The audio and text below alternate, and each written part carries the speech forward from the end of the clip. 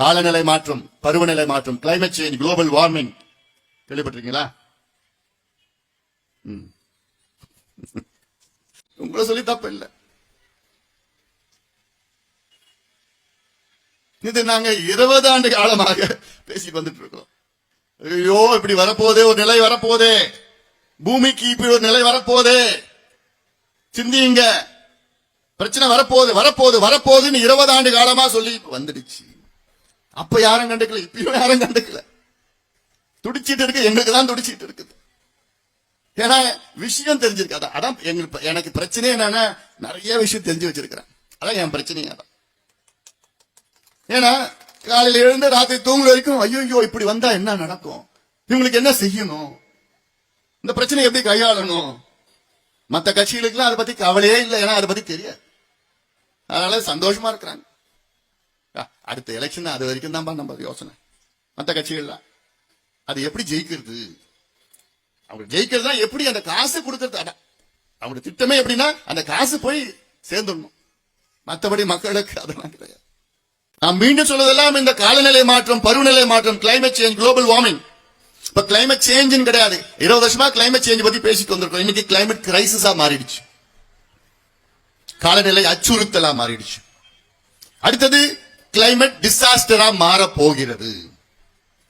Climate change, climate crisis, climate disaster, அதை நம்ம எதிர்கொள்ள இருக்கின்றோம். நிச்சயமாக வரும், நடவடிக்கை எடுக்கலன்னா வரும். இதற்கு நம்ம என்ன செய்யணும், என்ன முன்னெச்சரிக்கை நடவடிக்கைகள் எடுக்கணும்? இருக்கிற நீர்நிலைகளை பாதுகாக்கணும், பெய்கிற மழையை தேக்கி வைக்கணும், சேமிக்கணும். எல்லாத்துக்கும் மேல நம்ம மண்ணை அழிக்காம பார்த்துக்கணும். ஏன்னா 10 ஆண்டுகளில் தமிழ்நாட்டில் உணவு பற்றாக்குறை வர இருக்கிறது. ஃபுட் கிரைசிஸ், ஃபுட் ஷார்டேஜ், சாப்பாட்டு வழி இல்லாம இருக்க போகுதுன்னு நான் சொல்லல, ஐநா சபை சொல்கிறது. 10 ஆண்டுகளில். அப்ப நம்ம என்ன பண்ணணும்?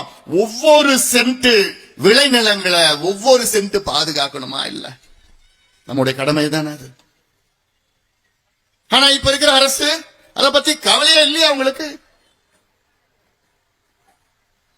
மண்ணையும் மக்களையும் அழிச்சிட்டு இருக்கிறாங்க, மண்ணை அழிச்சிட்டு இருக்கிறாங்க. நேற்று நெய்வேலியில நடந்தது இதுதான். நெய்வேலியில நம்ம போராட்டது மண்ணுக்காகவும் மக்களுக்காக ஒரு போராட்டம் அங்க நடந்தது.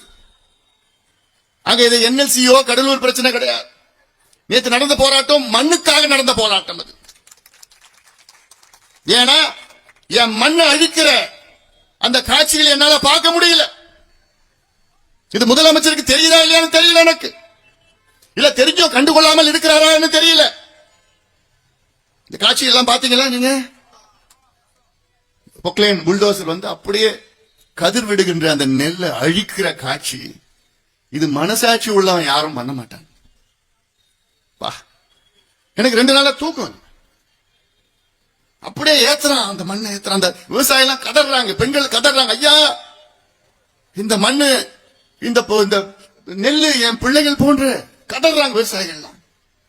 அப்பயும் மனசாட்சி இல்லாத பேயுங்களா நீங்கெல்லாம்? எங்க போச்சு உங்க மனசாட்சிலாம்?